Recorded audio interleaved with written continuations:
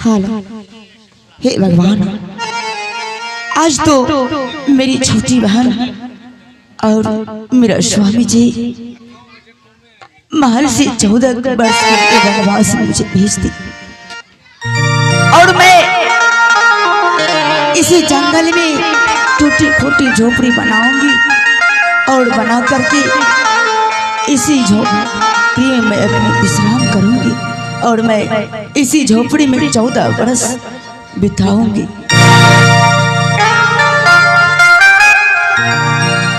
बिरह के यज्ञ लागेल यही तान में,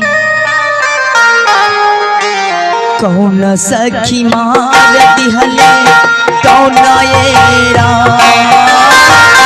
बिरह के यज्ञ लागेल यही तान में, कौन सखी मार दिहले कौन येरा।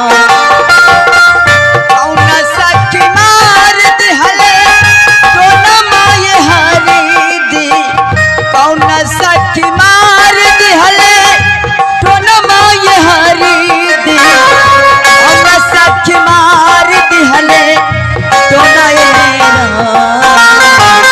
बिरह के यज्ञाला गेला यही तान में, कौन सखी मार दिहले कौन येरा।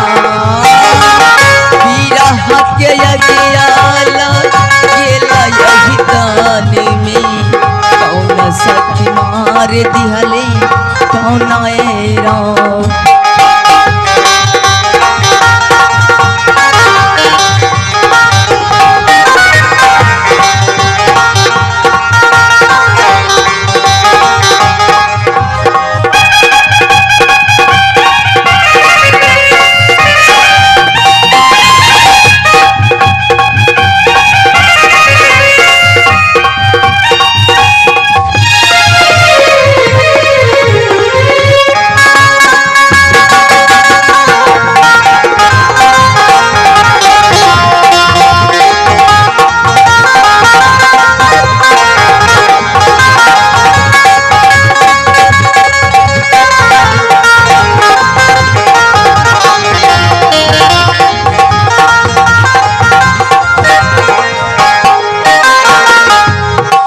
कर चुनी चुनी महले बनावानी, लोग कहे घरी मेरा येरा। कंकर चुनी चुनी महले बनावानी, लोग कहे घरी मेरा येरा।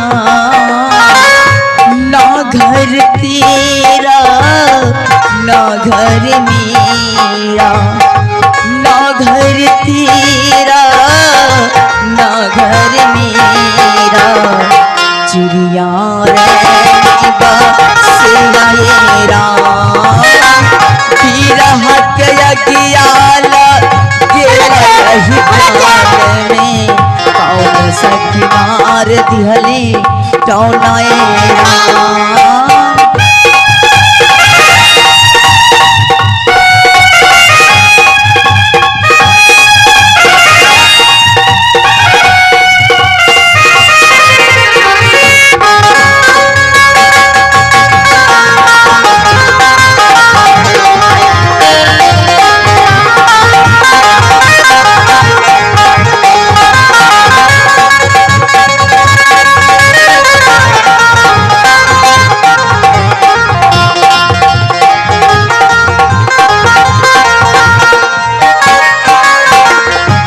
अबुआ की डारी बोलली कोई लिया, बन में बोलेला बन मोरा येरा।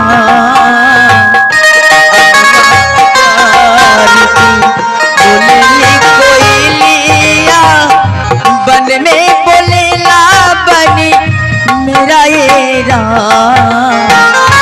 नदिया किनारवा लेला सहरे सवा, नदिया किनारवा लेला सहरे सवा हम जान पिया जी मोरा रहा के अगियाला गेला यही दान में कौन सखी मार दिहले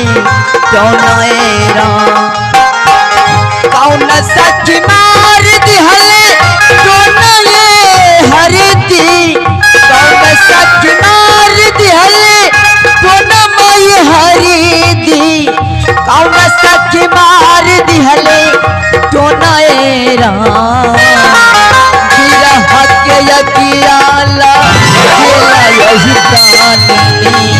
कौन सखी मार दिहले कौन विरह के अगियान में कौन सखी मार दिहले कौन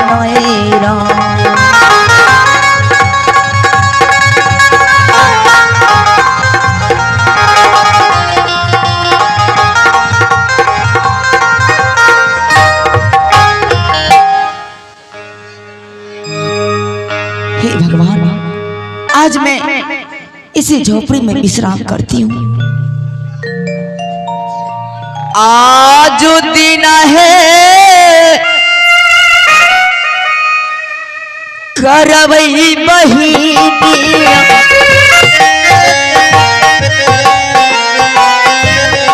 झोपड़ी में विष आराम करवई झोपड़ी में विष आराम करवई आज करवई झोपड़ी में ये दीदी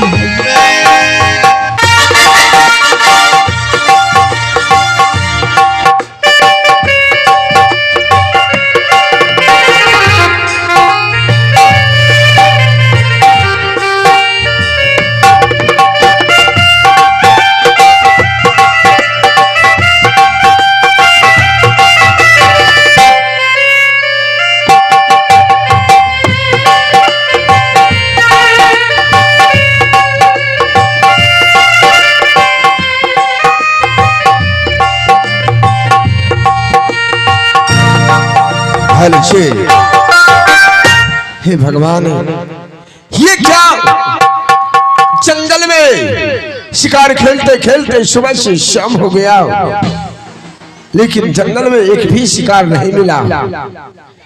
भंडार कोने से आंधी और तूफान आ रहे हैं। ये क्या अचानक बहुत जोर से जंगल में मुझे पानी प्यास लग गई। ईश्वर, हे भगवान, पानी पानी ईश्वर,